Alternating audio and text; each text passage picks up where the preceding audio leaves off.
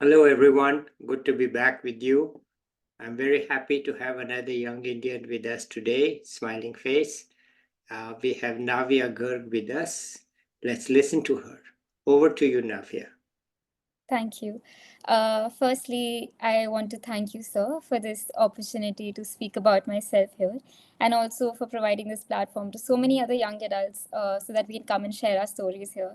I'm sure that, all of us are quite often reached out about how we achieved a certain thing or how we have, reached somewhere, but to take interest in our stories and in our journeys is quite rare. So I'm very honored to be here. Speaking about myself, I am just a 21-year-old girl, and I believe that's a very young age to have a lot to say. But I think that I still have a story to share. Hopefully, something that others can take back from in terms of lessons and in terms of just values. So, in my journey so far, I have had an upbringing in a nuclear family where I was the younger sibling.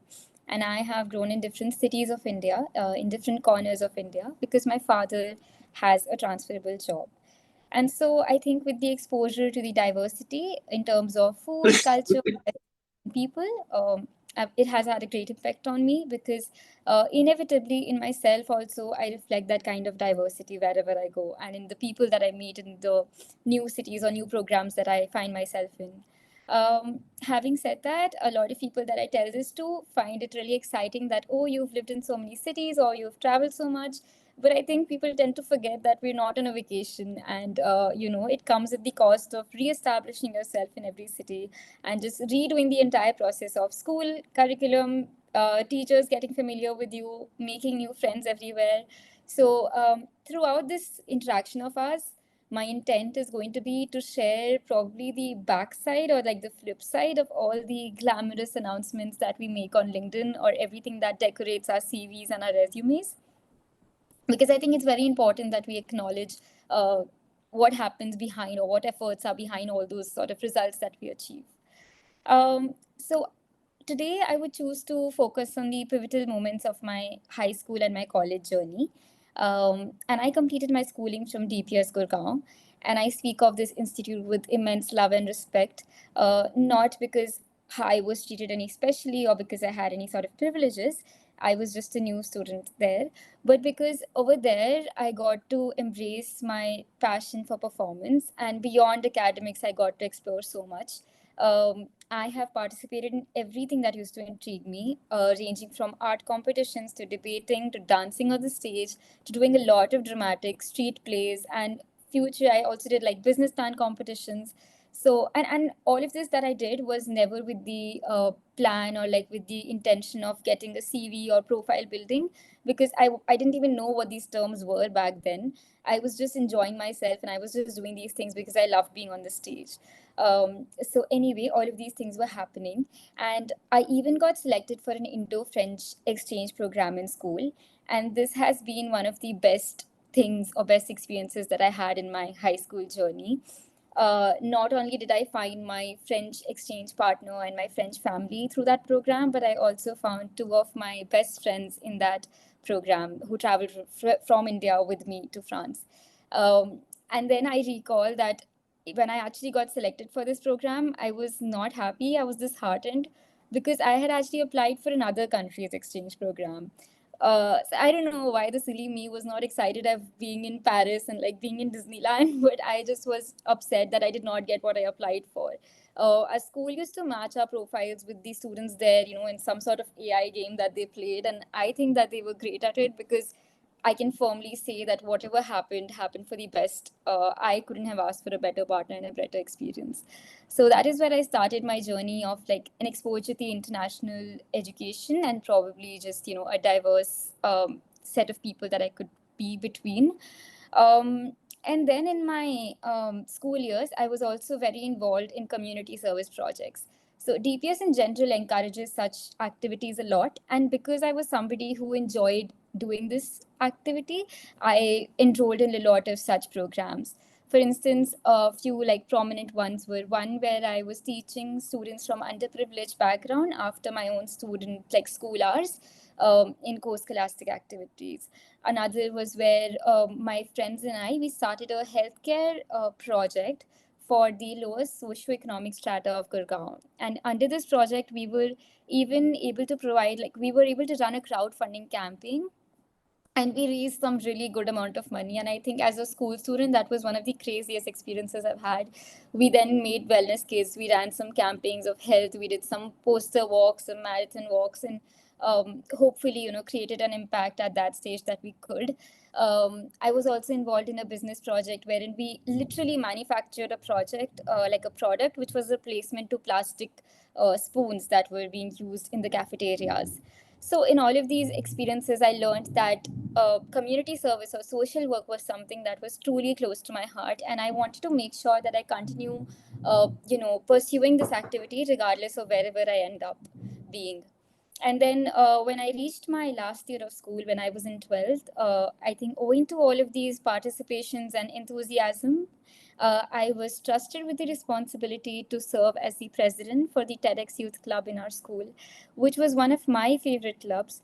And I was really excited to wear the TEDx merch, invite guests over, organize an on-stage event, and just so excited about conversations because that is something that I've always craved. But 2 months into 12th grade, this was when we were hit by the COVID-19 pandemic. And so we were all locked down inside our rooms. And I thought my dreams came crashing down and that I wouldn't be able to actually enjoy my experience as a TEDx president. But that is when three of my teacher mentors, who would usually run this program, along with my co president, we all decided to pioneer the virtual edition of TEDx for the first time in our school. And we sat on Google Meets like every other day, night, day, whenever. And then it turned out to be so successful that we actually organized three editions of that TEDx in that 1 year.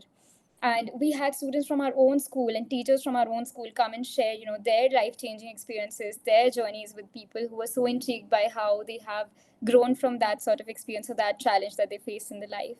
So this was one period when I learned that in the face of adversity, one should just always look for opportunity and not be disheartened by the setback that they can see right in front of them.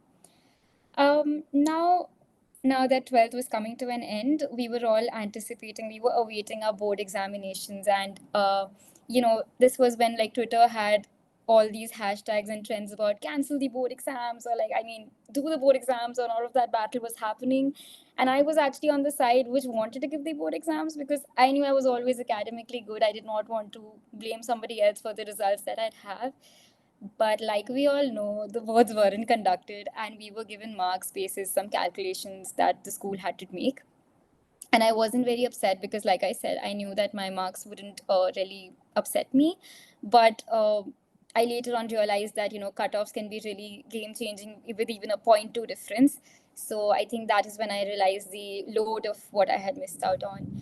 But during that period of when like COVID was like the board exam game was happening, or we were just waiting for the exams to be held, I kept myself busy because I was also applying to universities abroad by myself. So I made sure that I wasn't feeling completely unproductive in that period of time. And that is somebody I have been even till date. Like I do not enjoy being lazy or relaxing for a very lot of months.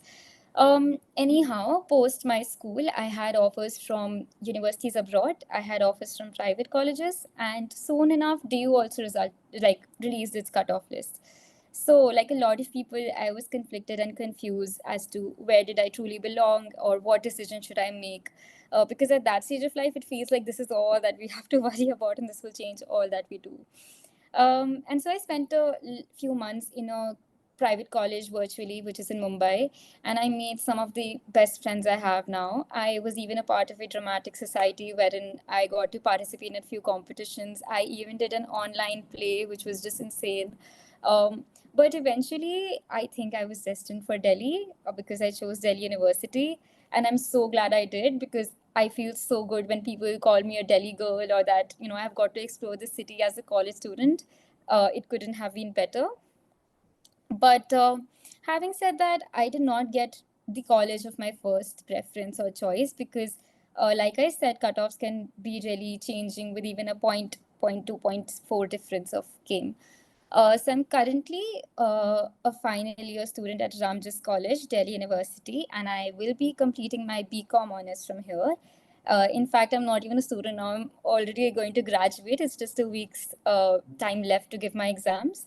Um, and I think that to anybody who is in a situation similar to mine or who has been here, I would just say that it truly does not matter which college we end up being in. And this is the case with a lot of DU kids.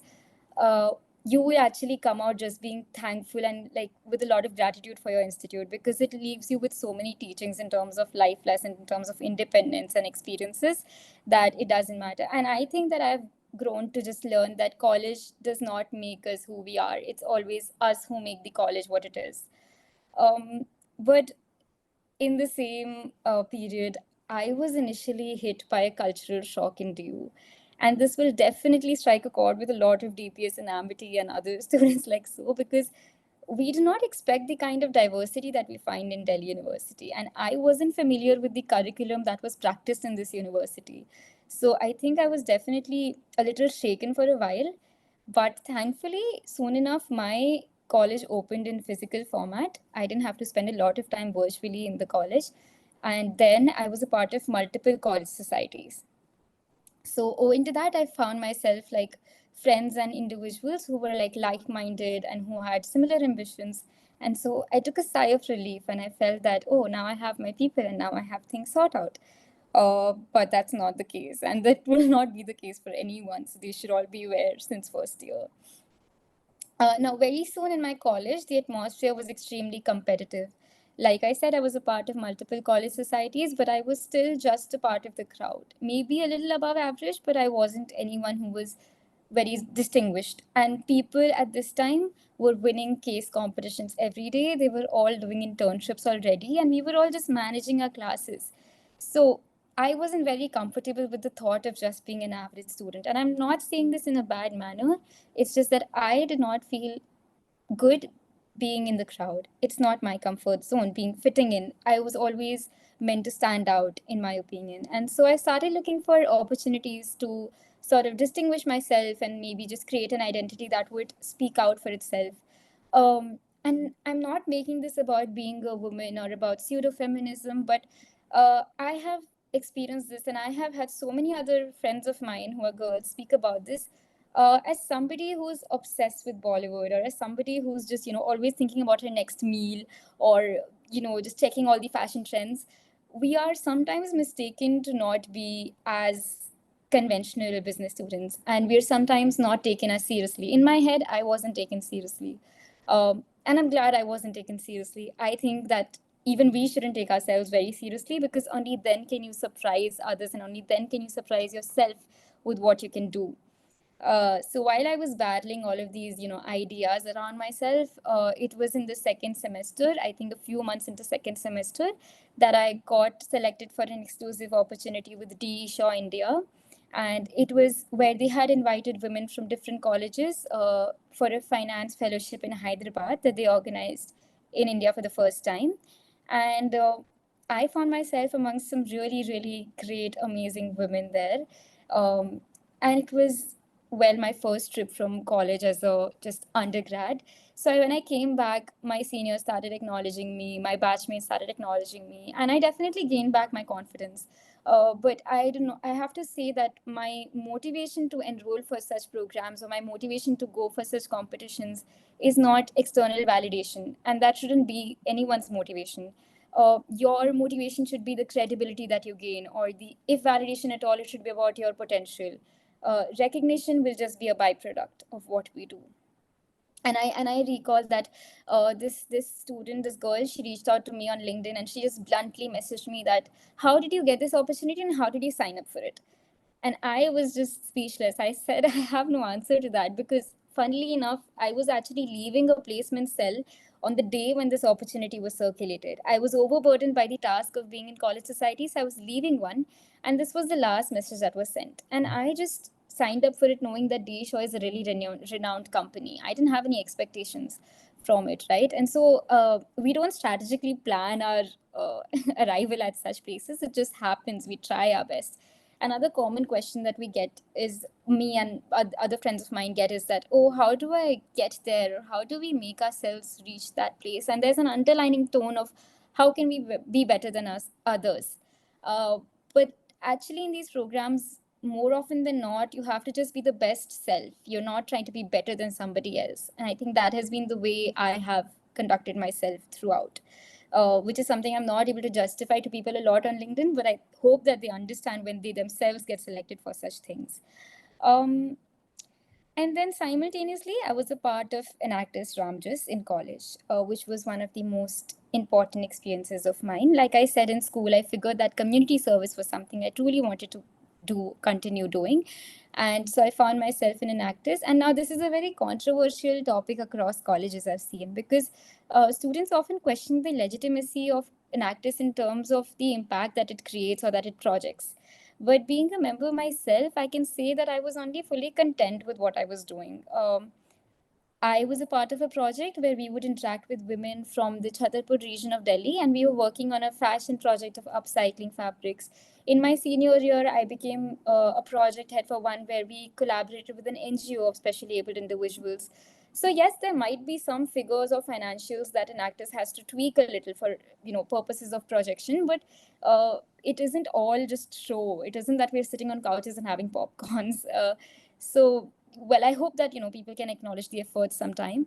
Now, at the same time, I was a public relation representative for Enactus Ramjas, which would essentially mean that I would go to different colleges and different schools, companies also sometimes, to pitch our projects to them in order to gain recognition or rewards from judges.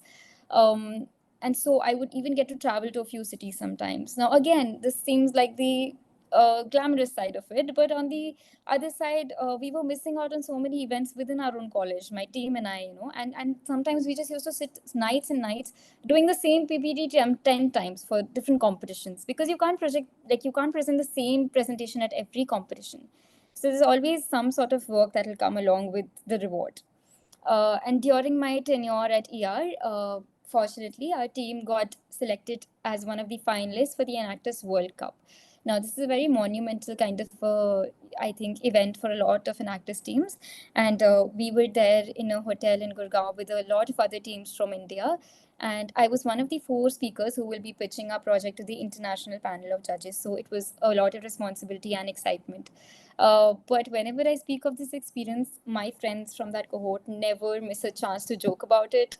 Because right before my final pitch, I got myself into a very silly trouble, and my friends had to drive me to a clinic in Gurgaon the night before our pitch. Uh, I will keep that anecdote to myself because it's a little embarrassing, but the takeaway should be that crisis will arise right before your big day. And on those days, just call your mother, pick your 2 friends, and go to a clinic, because the next day will be so worth it. And not in the way that we won the competition, because I'm sorry we didn't, but it is one of our most cherished memories in that society, even today. And similarly in school, because I was from the COVID batch, I did not get a farewell, but I got to give a farewell to my seniors as a host. And even today, when I'm called back to my school as an alumni judge for the competitions which I used to participate in, I visit my teachers, I talk to them, and they all just remember me for my farewell performance. They do not remember me for my marks or my grades or my class. It is just the dialogues that I spoke on the stage which they remember. So I think sometimes we should just do things for like fun and for ourselves, and it'll probably be a memory that we'll cherish more than the certificates that we have. Now, I think up until now, everything sounds very exciting and happy. But when the thrilling part starts to fade away, you get reminded that you're a 20-year-old in a college, possibly surviving the college drama, for the lack of a better word. And you're dealing with friendship fallouts, you're dealing with so much competition, uh, parties, and just social situations. And so suddenly everyone is just listening to Taylor Swift and Olivia Rodrigo in their rooms and possibly crying in their bathrooms. Uh, I, like a lot of students, we come with the idea that, oh, we'll like, find our squad like Three Idiots or like Chichore or like the Friends TV show. But that doesn't turn out to be the reality sometimes, sadly. So in the summer of 2023, I had my semester break, the first big semester break, and I returned back to my home. And I circulated my CV around to a few companies because I still hadn't done any internship. And I got one with KPMG where I learned a lot. I was working in their indirect taxation department. So I think that is when I experienced like a real working corporate situation. outside the classroom in college. And during this internship in July, I decided that I did not want to give the CAT examination like a lot of my friends. Not because I was being a rebel without a cause, or not because, like I said, I wanted to stand out unnecessarily. It is just that genuinely the idea of being in a top institute in India did not excite me enough. And if it did not, I knew that I wouldn't be able to perform with as much heart or as much dedication as I would want to. So in July, I booked my GMAT examination for August, as I saw myself aspiring for universities abroad.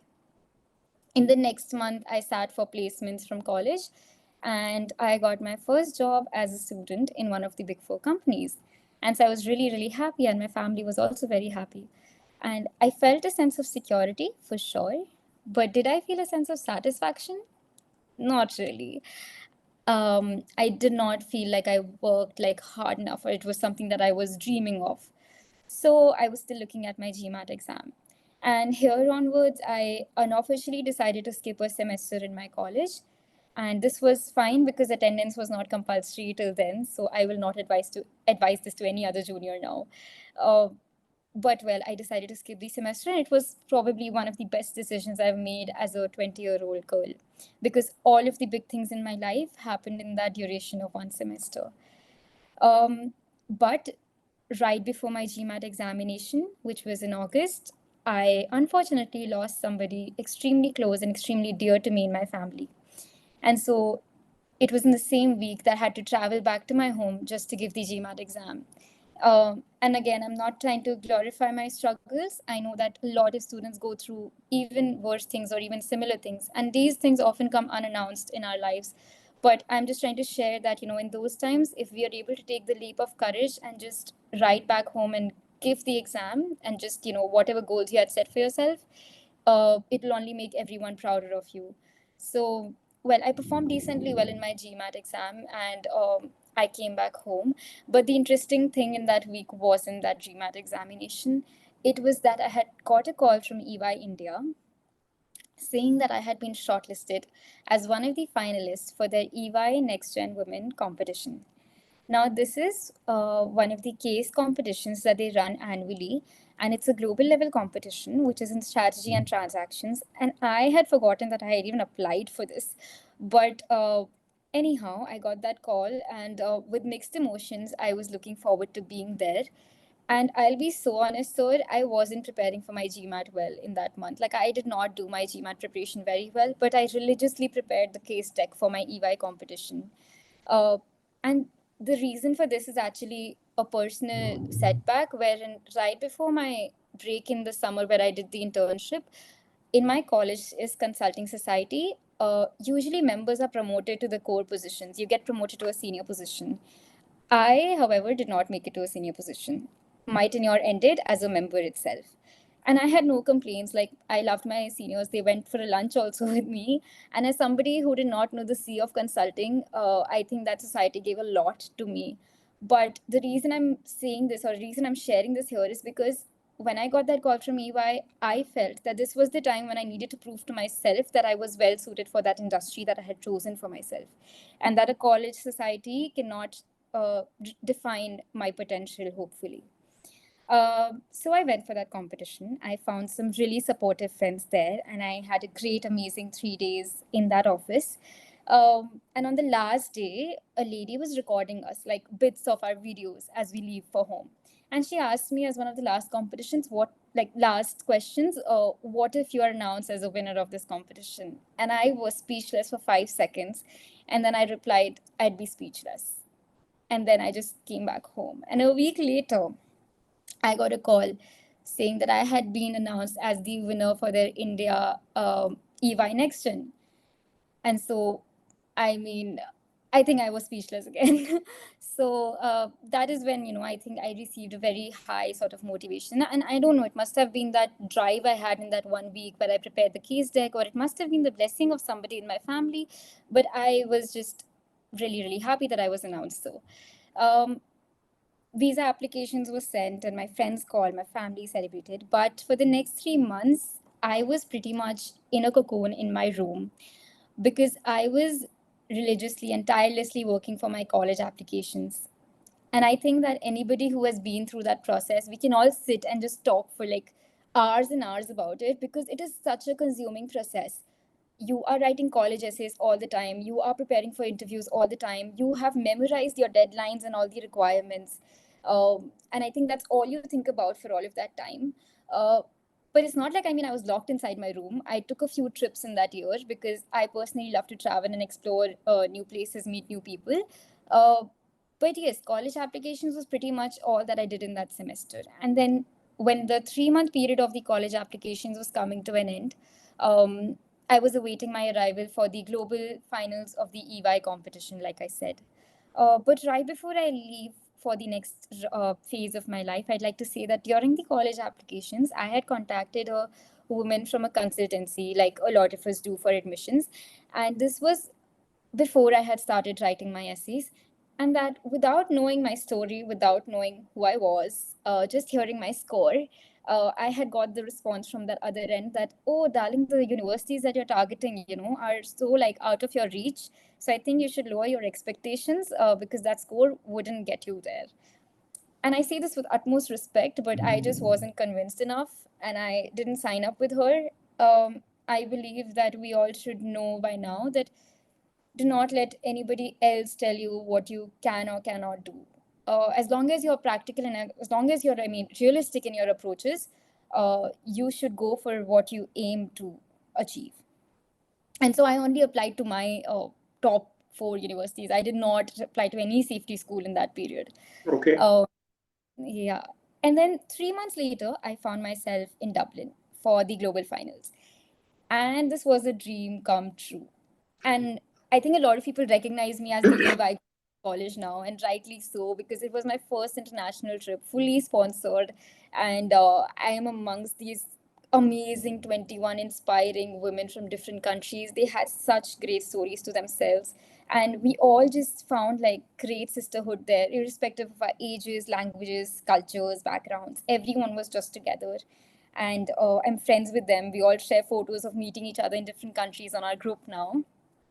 And I'm sharing my dinner table, I'm sharing my contact number with these awesome EY leader team members and women that I see as ideals now. Uh, and I'm just sitting there wondering, what more could I have asked for? And then I see myself and say, an award maybe. Because, end of the day, it's a competition and I'm representing India and it would have been the cherry on the top. But I wasn't being aggressively competitive because it was such a comforting environment. Um, on the awards night, however, I stood in surprise and in a sari as they recognized me for an individual award.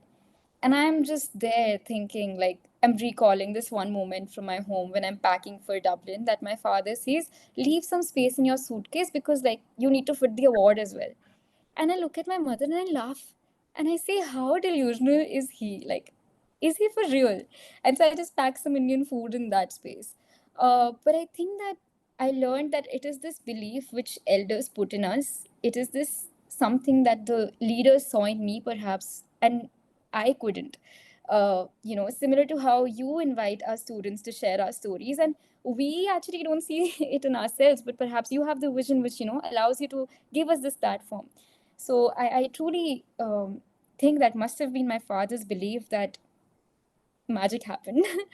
But then when I came back to my hotel room, I opened my phone and I received a mail from my dream university that I had been admitted. I had been accepted for the program I applied to along with a scholarship. And I was on cloud nine. Uh, but I had to take a flight back home, flight back to India, or I should say back to reality. And my friends came to surprise me. My relatives got me gifts. My family was so, so sweet, and everything was great. But life, I tell you so, humbles us down so quick. I think that it wouldn't have mattered even if I was Miss World on that day because I had my semester examinations in 2 weeks. And so as soon as I reached back in a day or two, I started hitting the books and I started preparing for my exams. Uh, and I think that is like such a key lesson that you might achieve a very high, but like you have to be back to reality really soon. We cannot live in a bubble for very long. It's not Disneyland. the exams went well, and I returned back to campus finally from my whole semester break to the same PG where I used to live as a first year student. Yeah. And I became regular to college now. And I just want to say that it does, like, things did not get fixed magically. It's not unicorns and rainbows suddenly. But I am sure that I have grown so much in that period. And for everyone, actually, I would also say that I have had this discussion with so many friends of mine. In all these discussions that I do, in all these achievements that I show, not everybody will be happy to see you, blooming or to see you shine. And that's a very harsh reality. And we can blame them. It's a very competitive place. But from these experiences, you can either choose to become bitter or you can choose to become better. And I like to believe that I've always strived to become better. People might question you. People might be not so happy to see how's life treating you, but you have to strive to become better. And so even now in the upcoming summers, a lot of people assume that now that she has job offers, now that she has master's offers, she would want to relax or perhaps shop. But I have already enrolled for an internship this summer because I know how tough it was to get one when I was desperately looking for one. And so I'm not trying to romanticize like hustle culture or say that you all have to be hustling. That is not how it is. I just feel that productivity is a privilege, and I'd be happier working in those 2 months than maybe rewatching Three Idiots, Chichore, and Friends, the TV show, again reminiscing about my college life or romanticizing my masters.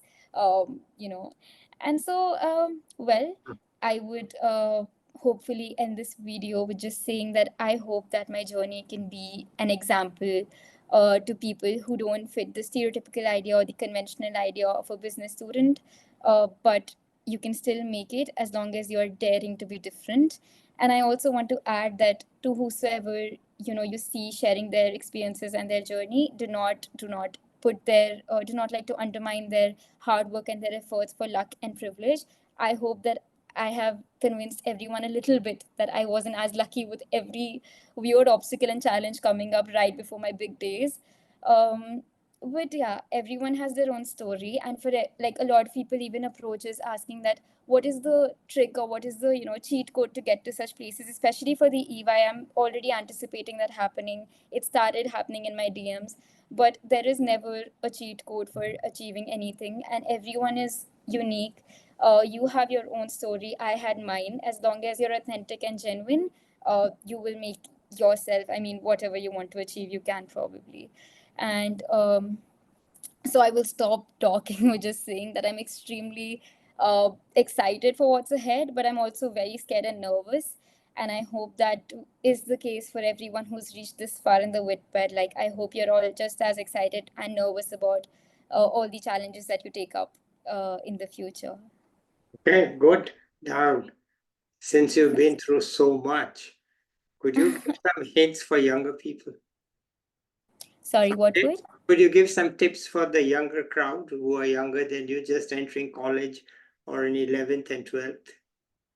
Sure. I think from my own experiences, like I said, as long as you're not like making yourself uncomfortable mentally or physically, participate in as much as you can. Do all the activities that you find joy in, and I think that it's great if we can explore things rather than confining ourselves to a particular idea. I never had a set plan. I always had 10 things on the list, and then I would know where I want to be. Apart from that, it would be that always, of course, be authentic, be yourself, believe in yourself, because you never know the power that you have in your own story or in your own identity. It's always the other people who will recognize you for yourself. And lastly, perhaps I would say making good choices, learning from things. Like I said, even if you're in a like, don't choose to be bitter. Choose to get better with whatever situation life puts you in, and keep growing, keep learning. Okay. And how do you see your own future? I see it filled with really new experiences, new people, new food, a lot of travel, of course, a lot of hard work, but I'm excited to take that up. And I think that as someone who's soon to be moving abroad, I would really be living a really different and new life So I'm looking forward to that, and hopefully being an independent and really inspiring woman like the ones that I've met in my journey. Okay. Now, from all of the things that you told us, what is the one thing that really stands out for you? Of your success, not your failures. What is the one success that you are really proud of? And let's face it, you have had many successes. So, which is the one that you are most proud of? uh, I think in the intangible form, if I can say so, it would be that whatever challenge, like whenever I face a challenge, I haven't let it stop me from going towards my goals. I haven't let it stop me from believing in what I can achieve. Whether it was the family problems before my exam, whether it was a lady questioning my potential, whether it was my friends just not being as supportive. I think that my proudest achievement is that I have always sort of fought through the challenge and perhaps performed beyond my expectations. Okay. I think you wanted to show us some photographs. So, why don't we do that? I know you are excited and forgotten, but I remember. So why don't you show us those photographs? Definitely, definitely. Maybe we could pause it and I could like screen share meanwhile. Okay, we have her photographs. Let's see them. Sure. So I'll just share along the way what I'm showing. This was the online play that I did with my friends from NMIMS, and it is insane because we are all at different screens of Zoom and we're doing this on YouTube live. And then in this play, I get kidnapped eventually. And so this is from that backdrop that we set for ourselves. This was in school when I was doing street plays and just, awareness acts through theater. And this is my DE Shaw moment, my first highlight of the college where I was speaking on their podium. This is my Enactus World Cup speaker session where the four of us were presenting our project to the international panel. This is amongst one of the cleanliness drives that we conducted as a part of Enactus. And I really look forward to these things because they're really fulfilling in terms of the impact that you can create. Now, I don't know if you all can see, but that girl in distress on the stage is me. And unfortunately, I don't have the video for it. But this is one of the performances we used to do in like Christmas every year in our school for Can Kids, which is like the children from the Cancer Society, like survivals of it. And we used to perform like theatrical performances for them. I was a part of that. Then this is one of the presentations I'm doing for a business plan competition under my Enactus tenure. And so this is we're all dancing on the stage as a part of our exchange program, and we're dancing with our French partners on Indian Bollywood songs, and we also sang their French language song and few of the Hindi songs on the stage. So this is some singing and dancing I did on the stage. This is I recollect from a live performance that we used to do on the English day, and I used to usually be the narrator for the stories that we would present here. And I'd like to show a video if I can, but I'll have to try for that. We are seeing you in two places. Yeah, actually, I think I'm not sure if you can see the video, but I want to try it. I'm going to Um, put you on pause. We had technical glitches. She couldn't show us the video. Anyway, yeah. let's continue. So, let me just ask you, have anything else you want to add here? Nothing really. I mean, thank you so much for this chance. I'm going to look back to this with a lot of joy and with a lot of pride. And I hope that I can be an inspiration to anybody who wishes to, do things that I have done or maybe do even better than myself. Okay, great. Let's end it here. I'll be back with another young person or an expert soon. Bye till then. Bye, everybody.